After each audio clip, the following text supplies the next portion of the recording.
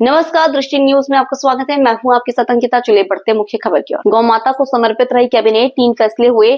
प्रति गाय 20 रुपए से बढ़ाकर राशि 40 रुपए की गई। गौ विहार पीपीपी मोड पर बनाए जाएंगे। गौ विहार स्वावलंबी बनाए जाएंगे, जल्द काम शुरू होगा। गौ विहार पीपीपी मोड पर बनाए जाएंगे। गौ विहार स्वावलंबी बनाए जाएंगे, जल्द काम शुरू होगा। इस साल 7-8 गौ विहार बनाए जाएंगे। कम से कम 5000 की क्षमता रहेगी। पशुपालन योजना के तहत 25 गाय या भैंस पर इकाई बनाएगी सरकार। इस पर अनुदान देगी सरकार। एक किसान ऐसी 8 इकाई संचालित कर सकेगा। मुख्यमंत्री पशुपालन योजना डॉक्टर अंबेडकर नाम पर की गई। गोवंश को सड़क से हटाने का अभियान। 60,000 हेक्टेयर में सिंचाई के लिए नई योजना को मंजूरी। मंदसौर को मिलेगा लाभ। सरकारी स्कूलों में शिक्षा की गुणवत्ता सुधार के अभियान। मध्य प्रदेश सरकार ने किया है MOU. Medical college PPP mode पर 1 रुपए में 25 एकड़ जमीन देगी सरकार कॉलेज खोलने के लिए। जिला अस्पताल पीपीपी मोड पर नहीं देंगे। जिला अस्पताल सिर्फ मेडिकल कॉलेज से एफिलिएटेड होगा। माता को समर्पित रही है। पशुपालन विभाग के 3 बहुत ही महत्वपूर्ण प्रस्ताव हुए हैं। उसमें पशुपालन मंत्री जी को मैंने कहा कि आप भी रहेगा तो अच्छा रहेगा। आज मुख्यमंत्री डॉक्टर मोहन यादव जी के अध्यक्षता में कैबिनेट की बैठक संपन्न हुई है, जिसमें महत्वपूर्ण फैसले हुए हैं। मुख्यमंत्री जी ने इस बात की जानकारी दी है कि 11 अप्रैल को माननीय प्रधानमंत्री जी का दौरा अशोकनगर की ईसागढ़ तहसील के आनंदपुर धाम में होने जा रहा है।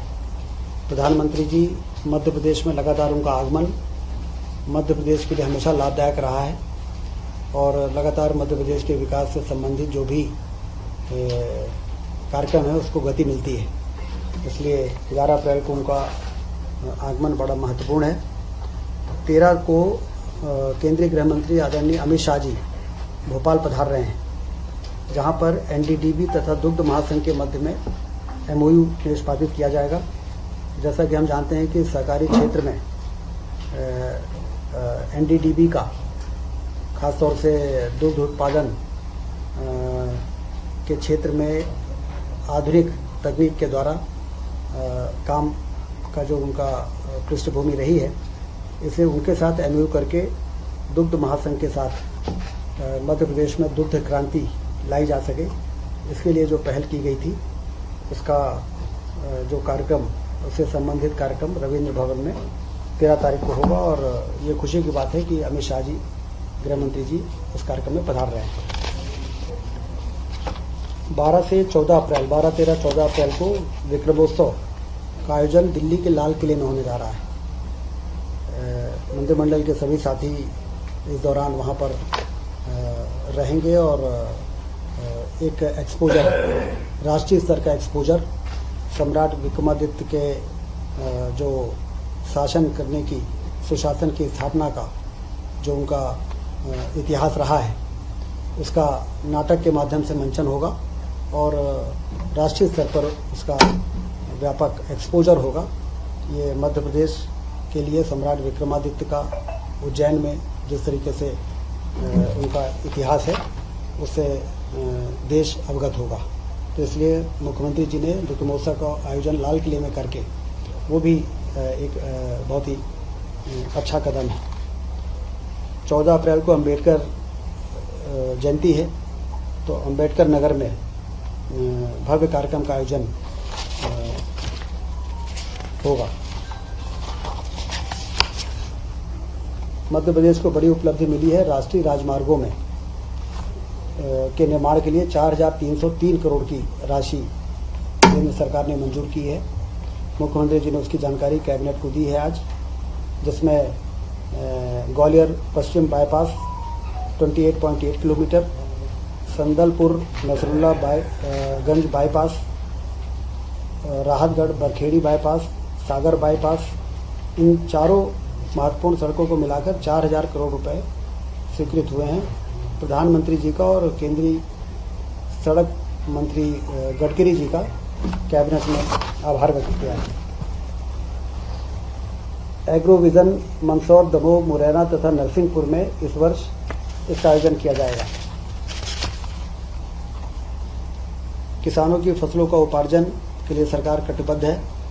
वर्तमान में चना, मसूर, सरसों, तुअर और गेहूं के उपार्जन का कार्य किया जा रहा है। समर्थन मूल्य जो तय हुए हैं उसके आधार पर 26 रुपये में जो उपार्जन हम कर रहे हैं गेहूं का, वो हमारे संकल्प पत्र की ओर बढ़ते हुए कदम के रूप में देखा जा रहा है। 2700 रुपये 5 वर्षों में गेहूं का उपार्जन हम करेंगे, ये तय किया था प्रति क्विंटल, और अभी 1.25 साल हुए हैं और 2600 में गेहूं का उपार्जन इस वर्ष हो रहा है। कैबिनेट में पशुपालन विभाग का जो, जैसा कि आप जानते हैं कि गौशालाओं का निर्माण व्यापक स्तर पर पूरे मध्य प्रदेश में हुआ और प्रति गाय 20 रुपये देने का जो निर्णय था उसको बढ़ाकर 40 रुपये किया गया है, और इससे गौशालाओं के संचालन में ज़्यादा मदद मिलेगी।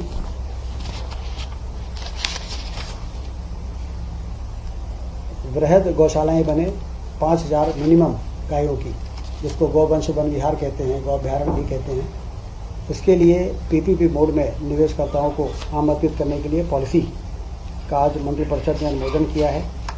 ये गौवंश से संबंधित बातें हमारे लखन पटेल जी भी आपको बताएंगे हमारे ब्रीफिंग के बाद में। और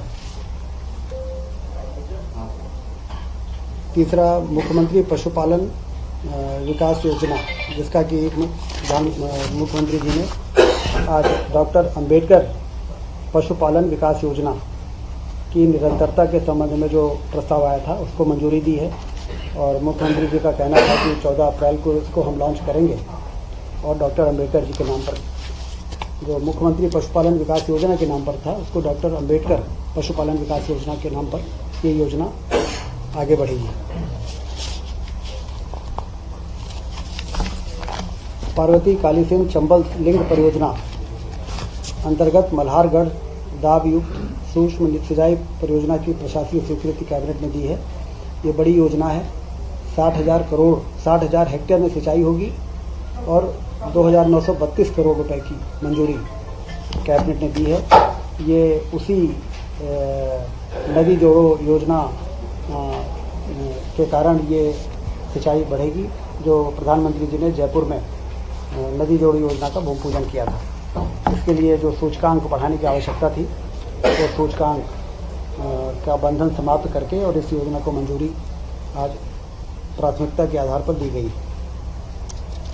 इसमें मंदसौर जिले के मल्हारगढ़